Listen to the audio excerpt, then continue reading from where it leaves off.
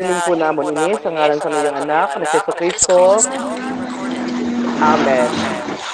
Amen. Our Father who art in heaven, hallowed be thy name.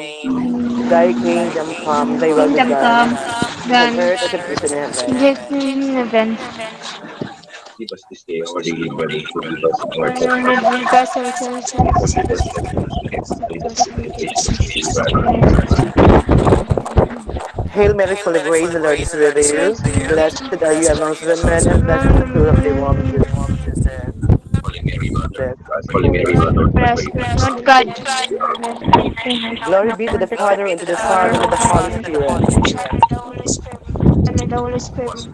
Is now and ever shall be, is now and ever shall be, world without end. In the name of the Father, the Son, and the Holy Spirit. Amen.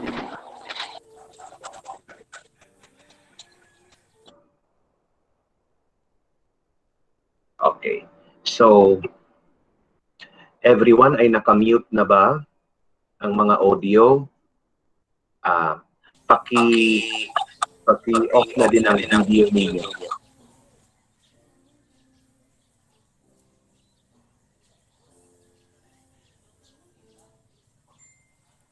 Okay.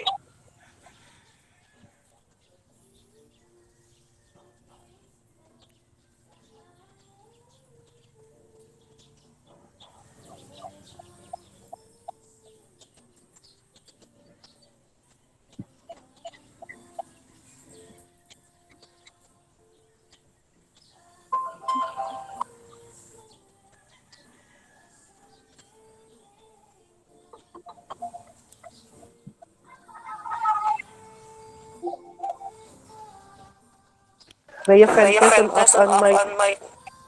Okay pa, wait lang. O may mga nakapang ano pa ano video, absent audio.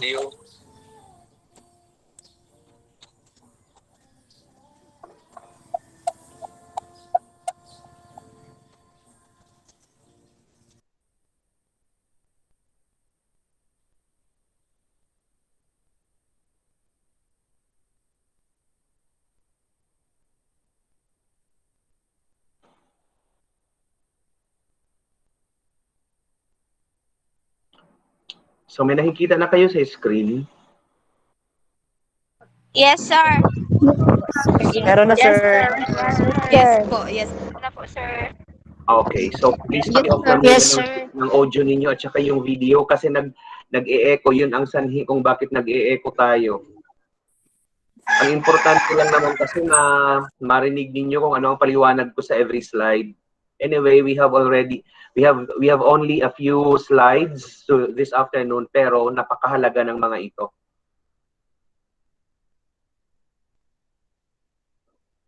Okay. So, good afternoon everyone and welcome to our second online Good afternoon, class, sir. online session. Our second online session Good this afternoon, afternoon sir. is recorded, and everyone who has not able to join the session this afternoon could access the platform in which we are using right now. So we are using the Google Meet.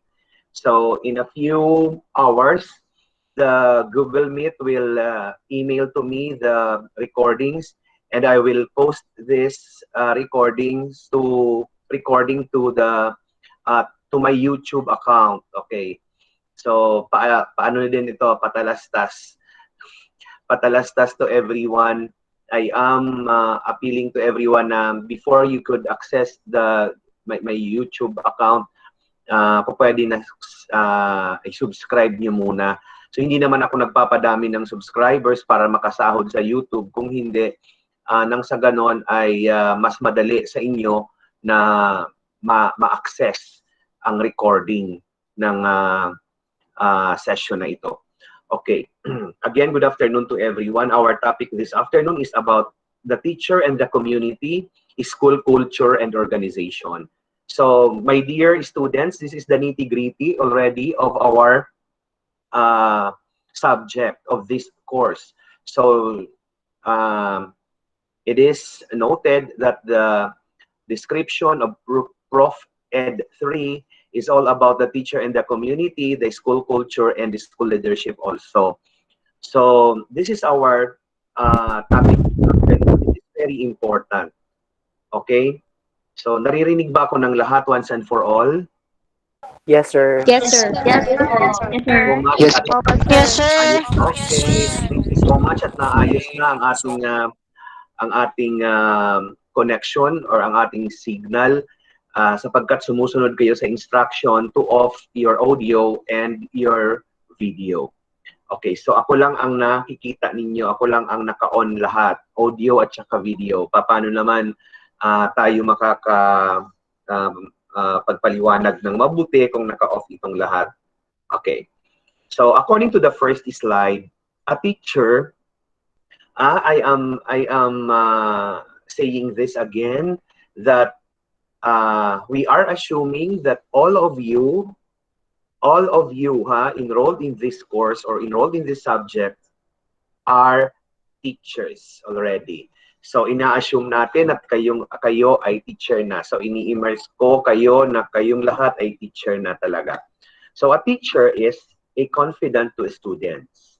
So when we say confidant, kumbaga siya ay kaalyado ng mga estudyante. So dapat lang naman talagang ganon. Okay, so the teacher and the students or the teacher and the pupils should be one. Okay, so that's why ang tawag ito ay confidant to the students. And the second is judge of achievement. So the teacher is recording all the achievements, all the performances of the school children. So that's why ang sinabi dito, siya ay judge of the student's achievement because she is the one or he is the one recording the achievements or the performance of the students or the pupils. When we say pupils, K2, grade 6. When we say students, that's grade 7 until grade 12. Hasta college na din. Okay. Third, organizer of curriculum. So the teacher is an organizer of the curriculum. The teacher could redesign a curriculum according to the curriculum prescribed by the central office or prescribed by the DepEd or Department of Education Central Office. Because sila yung conceptualizer ng curriculum natin. We are using today the K-12 curriculum. But a teacher could be an organizer of the curriculum because a teacher could be an innovator of the curriculum. Pero, pwede niyang i-innovate ang curriculum, pero doon pa rin naka-anchor sa pinaka-curriculum kung ano yung ibig sabihin ng K-12. When we say curriculum, this is the totality of what is happening in the classroom. Ano ba yung itinuturo ni teacher? Ano ba yung mga subjects na tinuturo ni teacher? Ano ba yung mga pinanggagawa ni teacher sa loob ng paaralan? Yun ang ibig sabihin ng curriculum. Okay, bureaucrat. When we say bureaucrat, si teacher ay kumbaga sumusunod doon sa bureaucracy ng Department of Education. Doon sa organizational structure ng Department of Education. Fifth, a teacher is a scholar and research specialist. Okay. So, when we say scholar, siya ay what is this? Pinapa-attend ng Department of Education ng mga in-service trainings at saka ng mga orientations relevant to what he or she is doing in the classroom. So, scholar, walang bayad.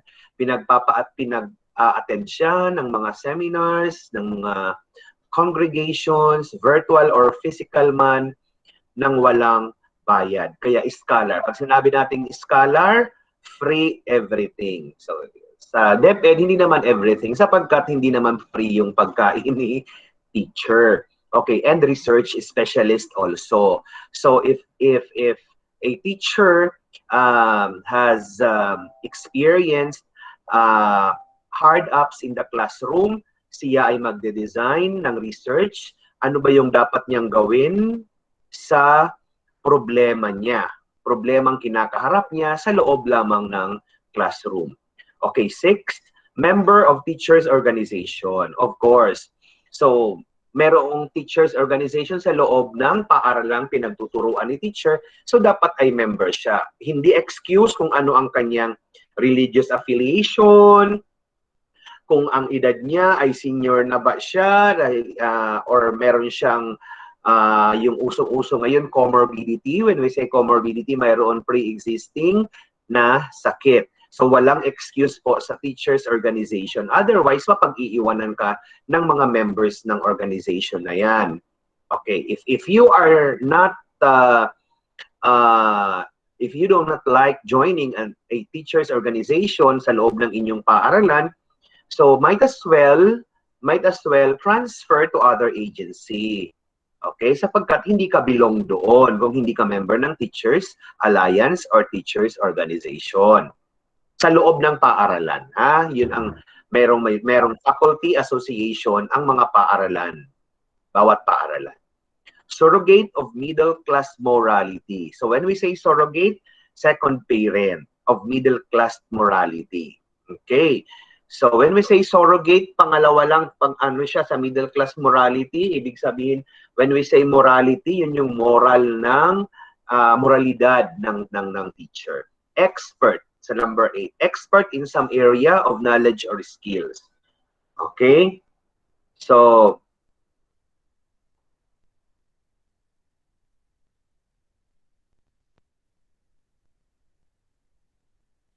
when we say expert in some area of knowledge or skills, dapat mayroong talagang skills na natututunan si teacher. Mayroon siyang expertise.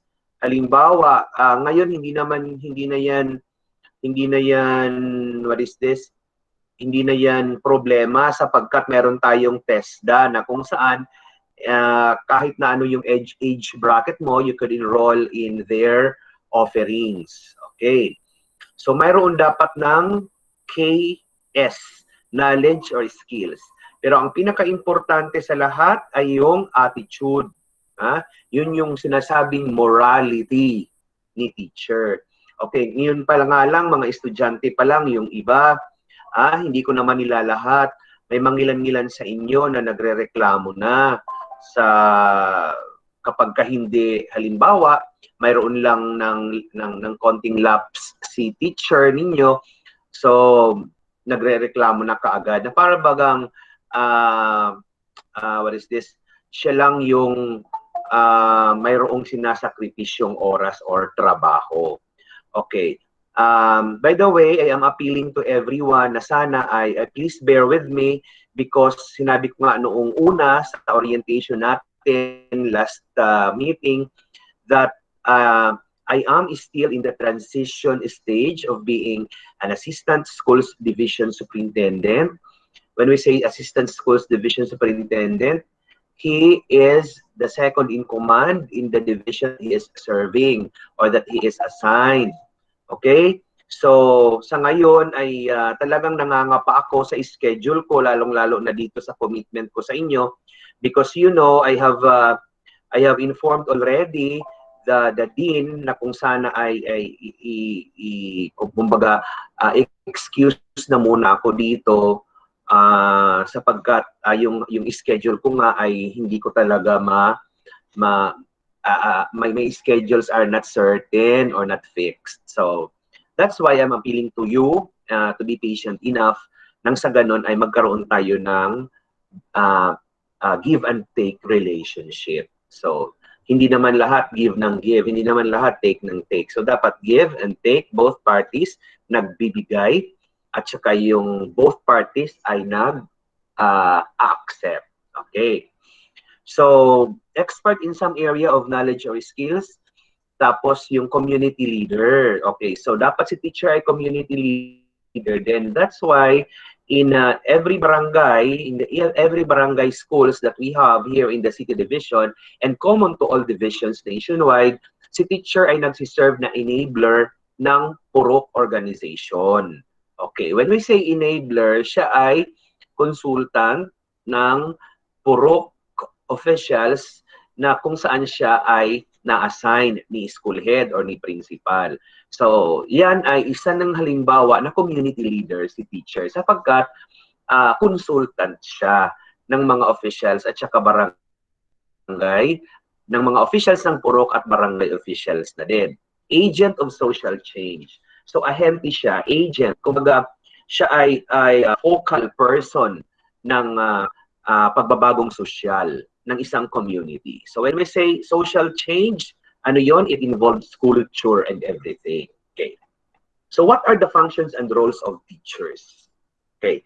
So, yun ang malalaman ninyo ngayon, ha. Kung ako gusto kong maging teacher, hindi mo naman pala alam, hindi mo naman alam dati na kung ano yung talagang role ni teacher. Ang alam mo lang ay magtuturo lang talaga. But, there is a deeper,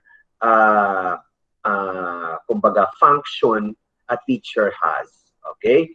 So, broadly speaking, the function of teachers is to help students learn by imparting knowledge to them and by setting up a situation in which students can and will learn effectively. Okay, so you're very clear.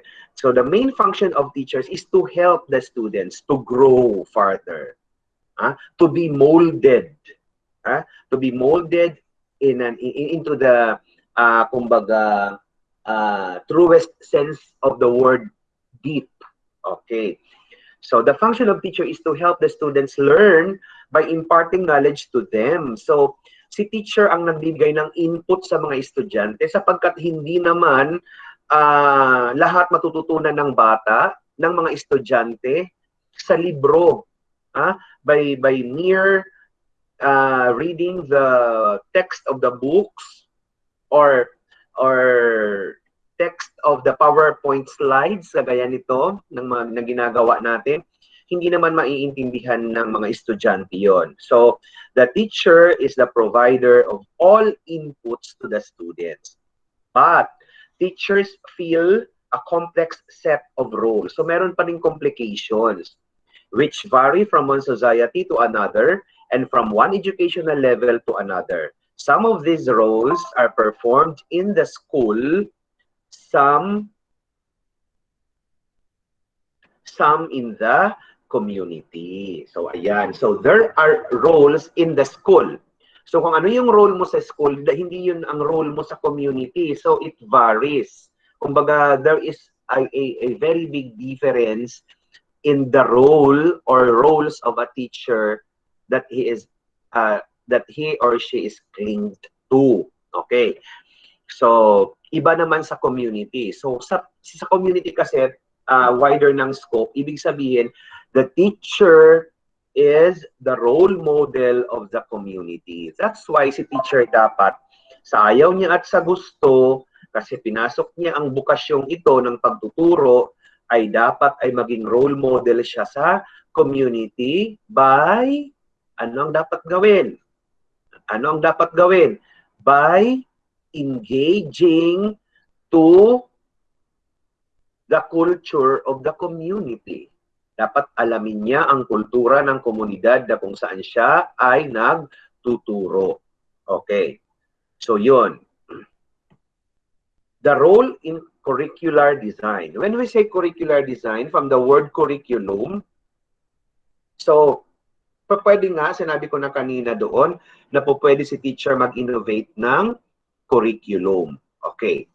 But, the teacher must see to it that the innovations, the curriculum innovations that he or she has designed is anchored to the curriculum that we are using. Okay, that we are into. And what is that curriculum that we are using now is in basic education is the K-12 curriculum. The family, the government, the church or religious authority, and the economic or business industrial authority all have an interest in the development of children and youth. Okay?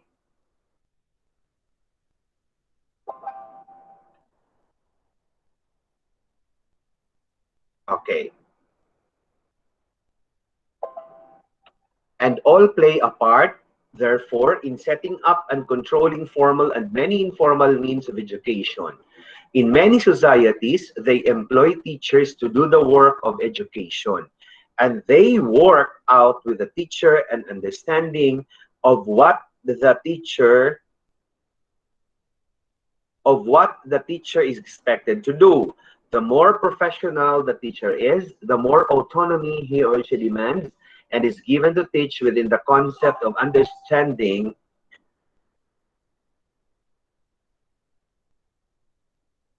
um, and mutually accepted goals and methods. So according to the first sentence, that the family, the government, and the church or religious authority and the economic or business industrial authority in the community all have an interest in the development of children and the youth. So sinabi na natin yan noong una nating lesson. So each each group has a very big role in the education of a child. So yon. So ito naman, they employ teachers to do the work of education. In many societies, they employ teachers to do the work of education, and they work out with the teacher an understanding of what is the teacher expected to do. Okay. So hindi naman ngayon yan sapagkat kapag si teacher ay na-employ na, hindi naman yan pinapabayaan ng Department of Education, ng division na kung saan siya nabibilong. Okay, meron tayong teachers induction program na kung saan before na i-assign si teacher ay mayroon muna siyang i-attend na orientation. Diyan sa teachers induction program, ino-orient si teacher ng kanyang mga gawain. Okay, so yon. If you opt to choose to become an elementary school teachers, the elementary school teacher must teach the basic skills, the reading, the writing skill, and the arithmetic. So this is the three skills na kung saan very important ito, very basic skills na dapat malaman o matutunan ng ating mga kabataan. Unang-una, syempre, ang reading. Okay. So, hindi po pwedeng makaproceed kasi we have the four macro skills. We have the four macro skills in which ito yung pinaniniwalaan na natututo ang bata kapag ka na-follow itong four macro skills. And what's the four macro skills? Number one is the listening. Number two is reading. Number three is writing. Listening, speaking, reading, writing. So dinagdagan ngayon because we are in pandemic, dinagdagan ng viewing. Okay. So yon. So the three basic skills in order for the child learn the complexities of education are the reading skills, the writing skills, and the arithmetic. So when we say arithmetic, that's the numeracy skill. Okay. Alam dapat ni bata ang magbasa, alam ni bata dapat na ang magsulat ng tama, at saka yung numeracy skill niya. So dapat reading, writing, and counting. So in other words, itong tatlong ito ang talagang napaka-importanting skills na maituro ni teachers sa kanila.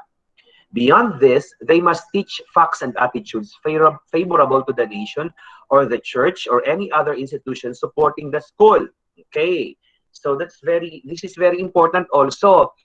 Okay. So if you have taught already these three basic skills, do not forget to integrate the values. Okay. So mayroon dapat ng values integration sapagkat napaka-importante din na ma-mold si bata na maging mabuting tao in the future. Okay.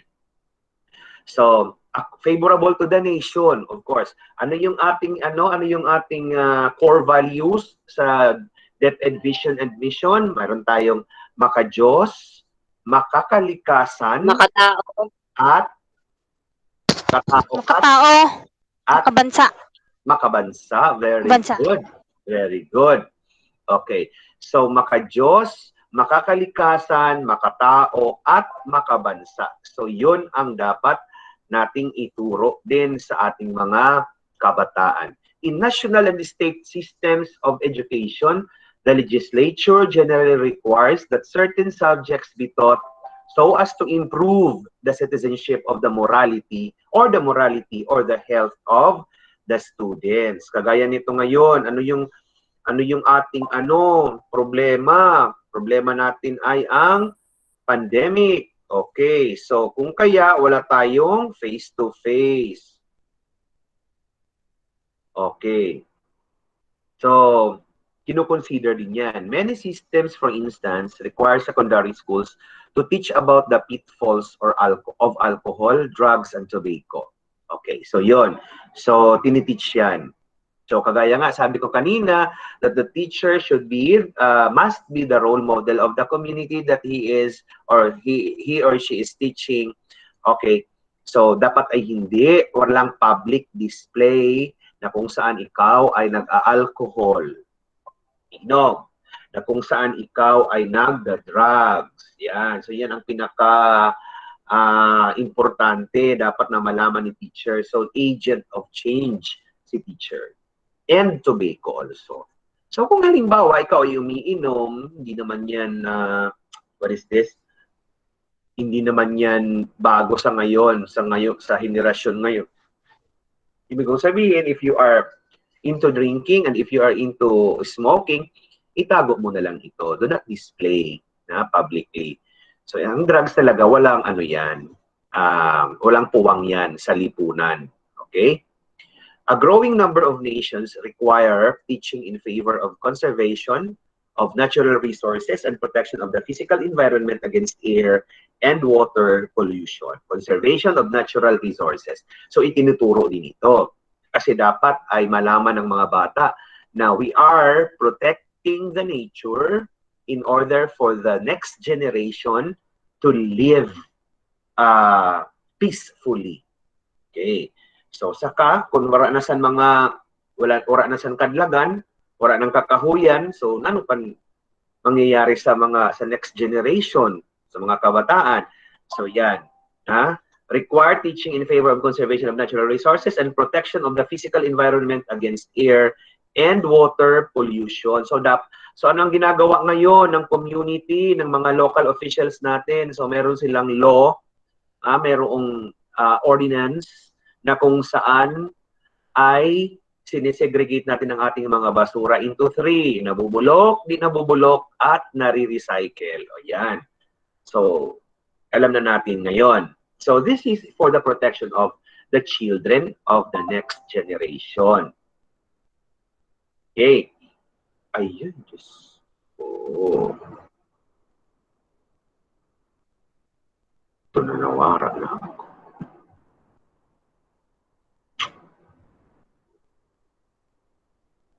Hello, are you there? Opo. Yes, sir. Yes, sir. Yes, sir. Yes, sir. Hey, nag-aiko.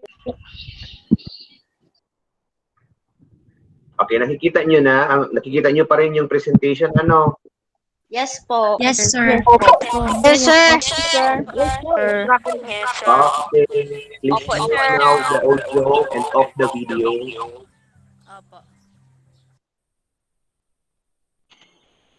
Okay, in terms of the professional responsibility of teachers for what they teach, there is a major distinction between the university and the elementary and secondary school systems. So yun. So there is a major distinction between the university and the elementary and secondary school systems. When we say university, yun ay karamihan sa may mga university na mayroong elementary and high school are private institutions. So, pag sinabi natin university kasi, tertiary level of education na siya.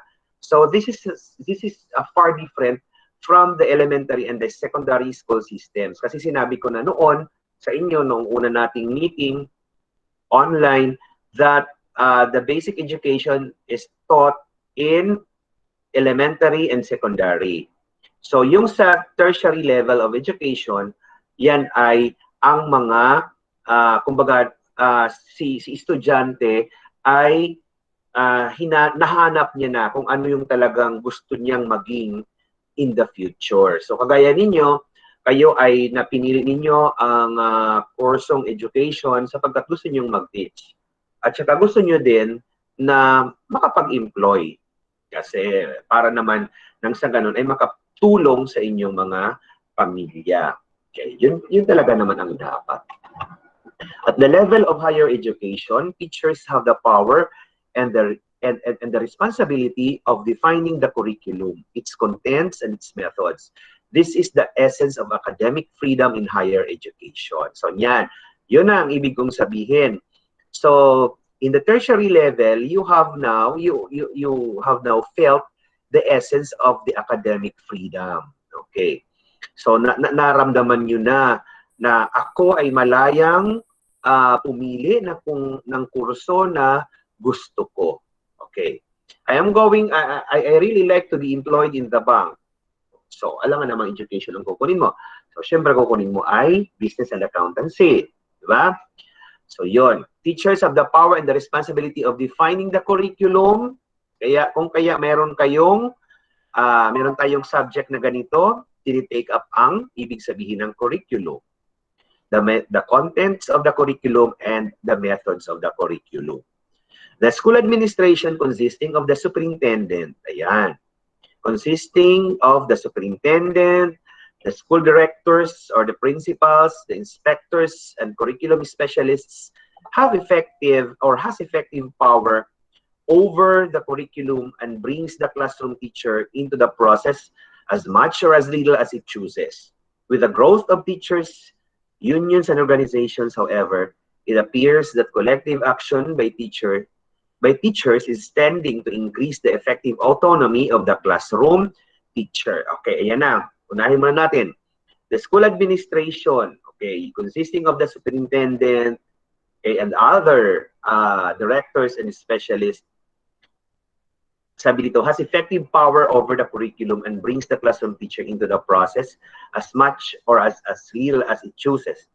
Okay, so ibig sabihin, ang consistency the consistency in the use of the curriculum has an effective effect. Kumbaga may ang effect ng ang effectiveness ng bumubuo sa binanggit kong mga authorities sa Department of Education ay mayroon talaga siyang power over the curriculum and brings the classroom teacher into the process. So, magmula sa Department of Education, yan, sa central office, kinakascade itong curriculum na ito, ang gamit ng curriculum na ito papunta sa regional office, pagkatapos sa division office, sa superintendency, and then to the district, kung may district office, tapos to the schools, and then to the community. So, kinakascade siya. Nang sa ganun, itong limang ito ay mayroong knowledge, perfect knowledge about the use of the curriculum. Okay. Administrative and legislative prescriptions for the school curriculum are generally resisted in principle by the teaching profession.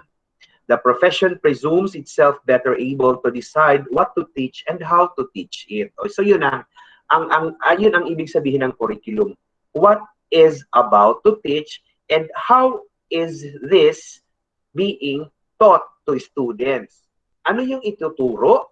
At paano ito ituturo sa mga estudyante. Halimbawa, ang topic sa elementary, malaman kung ano ang mga pangunahing hanap buhay o mga pangunahing produkto sa rehiyong Bicol. Halimbawa, yan na. Ano yung ituturo mo? Alangan namang i-identify mo lahat ng mga pangunahing produkto sa rehiyong Bicol. So yun, mo siya i-innovate ang curriculum. So mo sabihin na ang teacher innovator talaga. So iisa-isahin muna niya ano ang pangunahing produkto sa lalawigan ng Masbate at lalawigan ng Sorsogon. So dalawa muna. Okay. So identify. Okay. Paano mo ito ituturo ngayon? By the use of PowerPoint presentation or by the use of the map, ang mapa. Okay. So ituturo mo kung saan ang Sorsogon, tuturo mo kung nasaan ang Masbate. Ito pala yung mapa ng Masbate. Ito yung makikita ang shape na ito kung ikaw ay nasa taas. Okay. So yun ang ibig sabihin nun. What to teach and how to teach. Okay. The doctrine of in loco parentis. Okay, ito na. Ano ba yung ibig sabihin ng loco parentis? When minor children are entrusted by parents to a school, the parents delegate to the school certain responsibilities for their children, and the school has certain liabilities. Okay, so loco parentis meaning second parent or surrogate parent. Okay, if the teacher, if the parents has sent their children to school, ibig sabihin yan, meron silang trust and confidence sa school administration in general and to the teacher in particular. Okay. So, ikaw na ngayon ang parent ng mga kabataang iyan. Okay. So, the school has certain liabilities. So, liable ka kung ano ang mangyari sa bata na kung saan na andyan, naka-enroll sa klase mo. Yun. Kung may nangyayari sa bata, nadadapa si teacher, grabe gayon ang kulba. Ay kun, syempre maulit ang ginikanan pag uli sa bata. Sabigin pabayaan, masabi wala dito si teacher kaya nagkaranam ang kabataan. Grabing problema. So, amin ang gusto sabihin sa nina, statement. In effect, the school and the teachers take some of the responsibility and some of the authority of the parents. So, tingnan ninyo, the school and the teachers, hindi lang kay ang teacher ha, the school. Ibig sabihin, kasali si principal. Kasali ang lahat ng mga personnel na bumubuo sa school. Take some of the responsibilidad, and some of the authority of the parents. Okay? So kung kaya pwede tayong magdisiplina sa mga kabataan, pwede natin silang disiplinahin. However, there are limitations in employing discipline to the children. Bawal lidayan ang bata. Yan. Kasi it will cause moral damages to the child or psychological effect. Meron siyang disadvantage na pag inlidayan mo ang bata. So, dako-dako gayon na kuan sa bata factor na siya urit si teacher sa iya kaya hamo na ang bata magbalik. Pwede na. Tapos, bawal magkaigwasan infliction sa bata. Kuniton, tas naglagom. Bawal. Saka si teacher kay na busy-busy nag-record sa mga, siyempre sa class record, sa performance ng mga kabataan. So may nagtangis bigla, tumangis. Kay may naglabot, imbuli. So nakalasan si teacher. Saka kay may hawid-hawid si teacher na lapis o ballpen, nairog sana ni teacher ang ulo sa bata na nambuli. Ayun, so problema yan. So dapat ang teacher ay mayroong presence of mind as always. Always meron talaga siyang kumbaga kamalayan. Patient, sir. Pasensya, sir. Igual dapat. Yes. So the teacher should stretch that patience more. Okay. So grabe kayo dapat aniya pasensya sa kabataan. So halimbawa, grabing pangunapin ni teacher kay gimbuli ito usad na eskwela. So Ano dapat niya himuon para sa ito bata. So, dili po pwede na i-punish niya itong bullyist. Ha? Kay may mga rights man ito, so wala na sa mahihimo si teacher. Na ano ang dapat himuon? Ika-counsel ni teacher. So, guidance and counseling in the level of the teacher. Sa classroom pa lang niya, dapat ika-counsel niya. Baka may pinagdadaanan si bata. Diba? Hindi natin alam. Baka binubuli din si bata sa loob ng kanilang tahanan. Pwede yung ganun. Kaya nagabalos siya pag-abot sa eskwelahan sa iya mga kaklase na kaya-kaya man niya. So, there is a big role to play ang teacher sa growth ng bata. Growth and development ng isang bata. This is spelled out to some extent in the law, but much of it is determined by local custom and practice. Okay, so alamin natin talaga kung ang bata ay may pinagdadaanan. Okay, kasi this is spelled out to some extent in the law na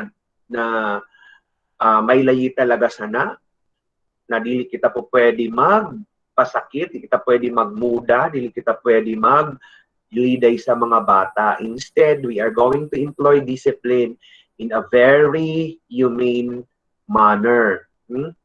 Pwede na, pwede, ang disiplina natin dyan ay, sasabihin natin, if you cannot do this activity, you are not going to take a break. Yun. You cannot go outside to buy something. Yun. Pwede yun. Wag lang yung you cannot eat your snacks. Wag yun. Kasi basi kung gutom-gutom ang bata. Yung mga something na pwede natin i-bribe sa mga bata in a very humane manner. No? Na masabi. Okay. If you cannot do on time your activity, you cannot go home on time. Okay. If I go home, you can go home. Saka kay ako, mauli ako 5 o'clock pa. 5 o'clock man ka mo. Gusto niyo ba na? Masabi sa mga bata, dili po. Halimbawa, meron pa din isang disiplina. If you cannot do the activity on time, you cannot play your gadget. Yan. Pwede yung ganon. Kasi lahat ng mga bata ngayon, pwede nang magdala ng gadget sa eskwelahan. Subalit, dapat si teacher as classroom manager, dapat alam niya mag-set ng norms in the use of the gadgets.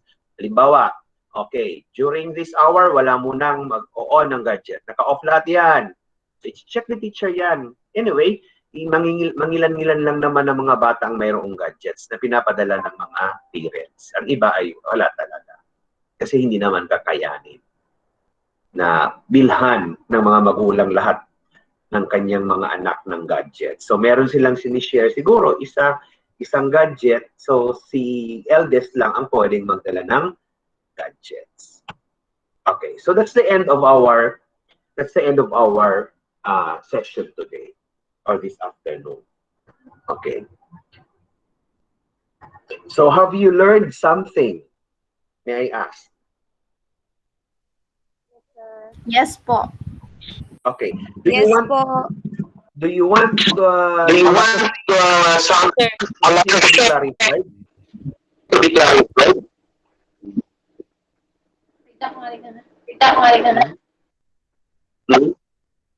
something to be clarified? Do you want something to be clarified? Mga may clear.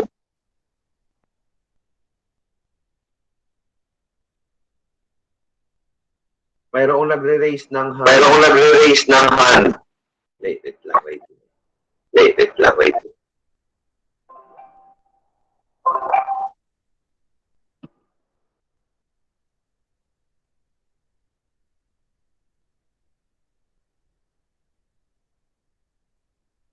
Okay.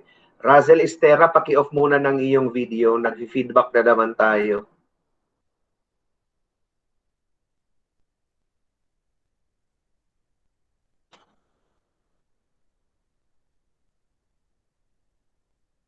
itap mo lang. Are you using your cellphone? Itap mo lang. Pagkatapos, i-ano mo yung icon ng video. Okay. So, let's have the synthesis of the discussion that we had. According to our discussion, ano ba yung pinag-usapan natin? Ha? The functions and role of The teacher function. The function and role of the teacher. Okay, very good. So there are what's the salient points of our discussion this afternoon. So we have discussed the functions and roles of a teacher, and then the role of a teacher in designing or in the curricular design, and then the role of the elementary and the secondary school teachers is very different to the roles of the teachers in the tertiary level, or in the higher education. Okay. In our elementary, the elementary and secondary stages of education of a child is what we call the basic education, diba? And then the higher education or the more independent education is what we call the tertiary education. Kagaya ninyo ngayon. Kasi meron na kayong tinatawag na you are more independent now, and you are what is this? You have the academic freedom in the higher education, or in the tertiary education. Okay? So wala na bang question about the discussion on the teacher and the community, school culture and organization? Wala na ba?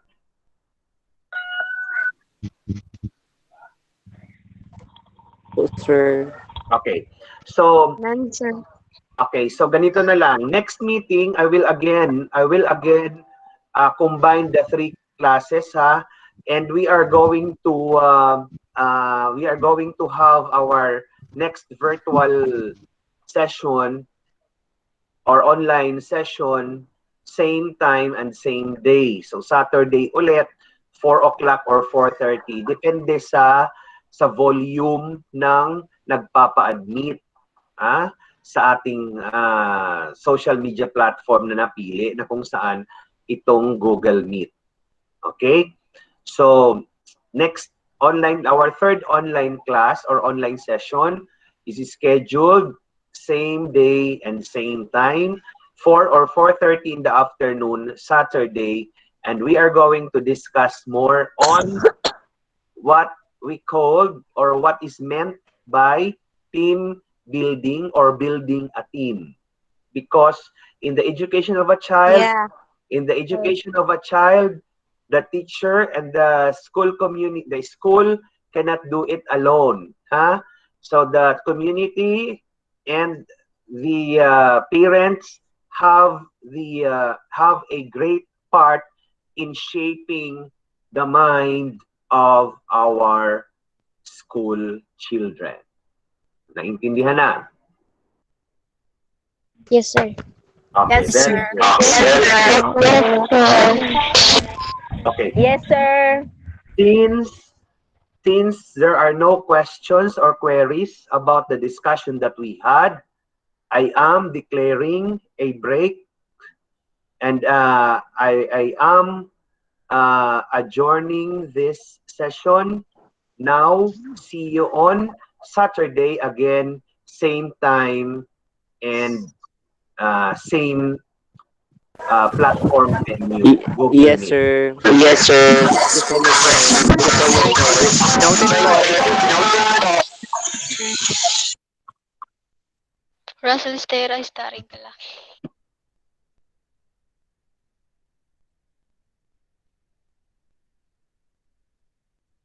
Yes, sir. Bye, sir. Ako dati.